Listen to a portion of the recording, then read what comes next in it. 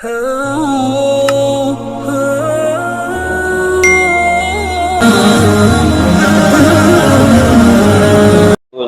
على رسوله الكريم أما بعد فأعوذ بالله من الشيطان الرجيم بسم الله الرحمن الرحيم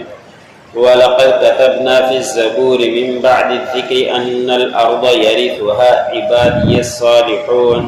إن في هذا لبلاغا لقوم عابدين وما أرسلناك إلا رحمة للعالمين قل إنما يوحى إلي أنما إلهكم إله واحد فهل أنتم مسلمون فإن تولوا فقل آذنتكم على سواء وإن أدري أقريب أم بعيد ما توعدون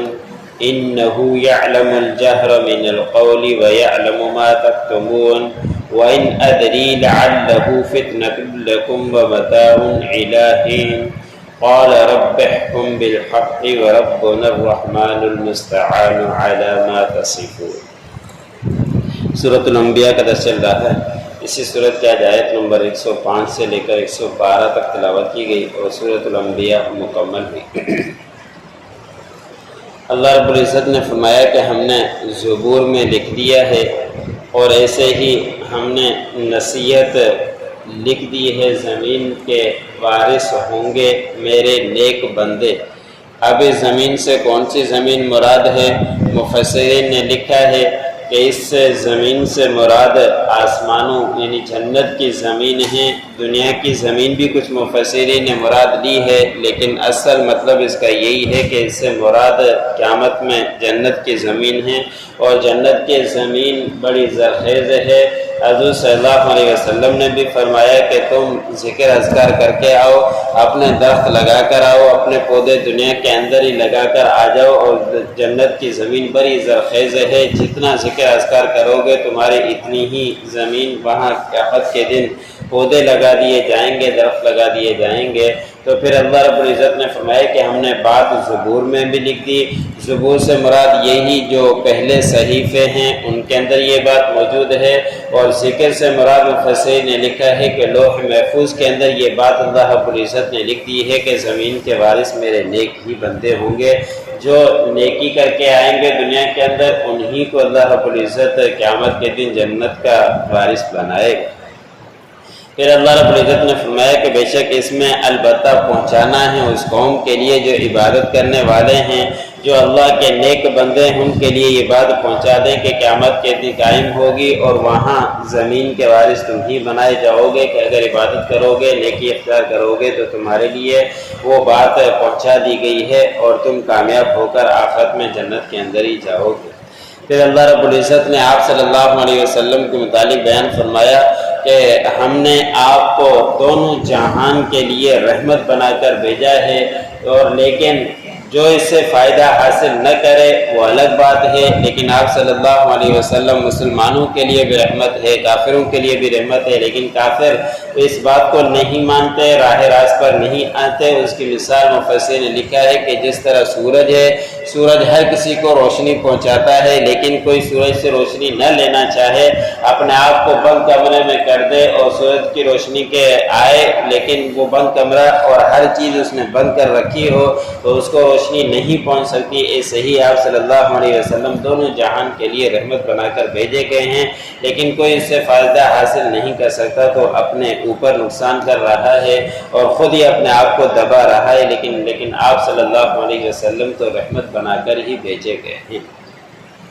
پھر اللہ رب العزت نے فرمایا کہ نبی کہہ دیجئے کہ بے شک میری طرف وحی کی گئی ہے اس بات کی کہ معبود صرف ایک ہے، اسی کی عبادت کرو۔ کیا تم اب مسلمان ہوتے ہو؟ دوسروں کی عبادتیں کیا کرتے ہو، دوسروں کو اپنا معبود بناتے ہو، دوسرے معبود تو کسی کام کے بھی نہیں ہیں، خالص ایک ہی معبود ہے تمہارا، تمہیں چاہیے کہ اسی کی عبادت کرو۔ بس اللہ نے فرمایا کہ اگر وہ پیٹ پھیریں بس کہہ دیجئے کہ میں نے تمہیں خبردار کر دیا برابری کے طور پر، تم تک علم پہنچ چکا، تم پر حقیقت پہنچ چکی ہے، اگر نہیں مانتے تو اپنا ہی نقصان کرتے ہو۔ پھر آپ صلی اللہ علیہ وسلم ان کو ڈراتے قیامت کے متعلق، تو پھر آپ صلی اللہ علیہ وسلم نے فرمایا کہ میں نہیں جانتا کہ وہ قیامت قریب ہے یا دور ہے جس کا تم سے وعدہ کیا جاتا ہے، لیکن آنی ضرور ہے، قریب اور دور کا تو مجھے علم نہیں، لیکن آئے کہ ایک وقت طے ہے، قیامت قائم ہوگی، اس کے اندر حساب کیا جائے گا۔ لیکن اللہ رب العزت ساری باتوں کو جاننے والے ہیں، ظاہری باتوں کو بھی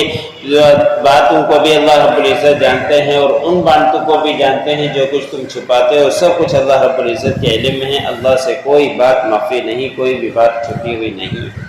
اور میں یہ بھی نہیں جانتا کہ یہ تمہارے لیے آزمائش ہے اور ایک فائدہ ہے متعین مدت تک، کہ کتنا مدت تک فائدہ اٹھا لو، اور اٹھانے کے بعد وہ وعدہ آنے ہی والا ہے، اور پھر وہ وعدہ آ کر ہی رہے گا، قیامت قائم ہو کر ہی رہے گی، پھر سارے کے سارے حساب چٹھا کٹھا وہاں کھلے گا۔ جس طرح کا بھی کام کر کے آ گئے تو اس وقت تمہیں اس کے نیکی کا بدلہ ملے گا، اگر برائی کر کے آئے تو برائی کا بدلہ ملے گا، ذرہ برابر بھی اللہ رب العزت سے معافی نہیں ہے۔ جتنا بھی چاہے چھپ کر کوئی گناہ کر لے، لیکن اللہ رب العزت سے وہ چھپ نہیں سکتا۔ اللہ رب العزت کی ذات ہر جگہ دیکھنے والی ہے۔ پھر آپ صلی اللہ علیہ وسلم نے فرمایا کہ اے میرے رب فیصلہ کیجئے حق کے ساتھ، سچائی کے ساتھ، اور ہمارا رحمان پروردگاری ہمارا رحمان ہے، اور اسی سے مدد طلب کی جاتی ہے ان باتوں پر جو کچھ تم گھڑتے ہو، جو کچھ تم بناتے ہو، اس سے ہم اپنے رحمان ہی سے مدد مانگتے ہیں، ہمارا پروردگار وہی اللہ ہے۔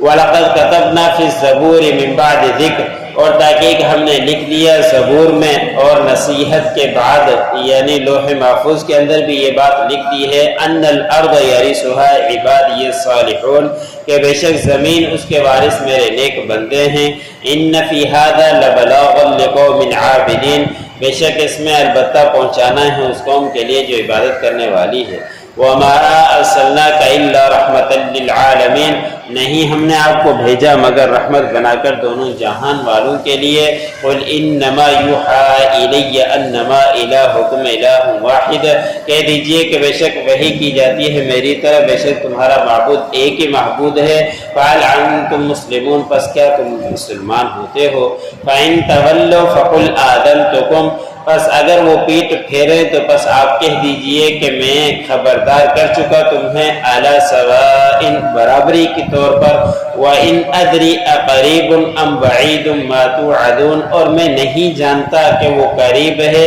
یا دور ہے جس کا تم سے وعدہ کیا جاتا ہے۔ إِنَّهُ يَعْلَمُ الْجَهْرَ مِنَ الْقَوْلِ، بے شک اللہ رب العزت جانتے ہیں ظاہری باتوں کو بھی، وَيَعْلَمُ مَا تَكْتُمُونَ، اور ان باتوں کو بھی جو تم چھپاتے ہو۔ وَإِنْ أَدْرِي لَعَلَّهُ فِتْنَةٌ لَكُمْ، اور میں نہیں جانتا کہ شاید تمہارے لیے یہ ایک آزمائش ہو، وَمَتَاعٌ إِلَىٰ حِينٍ، اور فائدہ اٹھانا ایک معین مدت تک۔ قال رب احکم بالحق، آپ صلی اللہ علیہ وسلم نے فرمایا کہ میرے رب فیصلہ کیجئے سچائی کے ساتھ، حق کے ساتھ۔ وَرَبُّنَا الرَّحْمَٰنُ الْمُسْتَعَانُ عَلَىٰ مَا تَصِفُونَ، ہمارا رب رحمان ہے اور اسی سے مدد طلب کی جاتی ہے ان باتوں سے جو کچھ تم گھڑا کرتے ہو، جو کچھ تم باتیں کیا،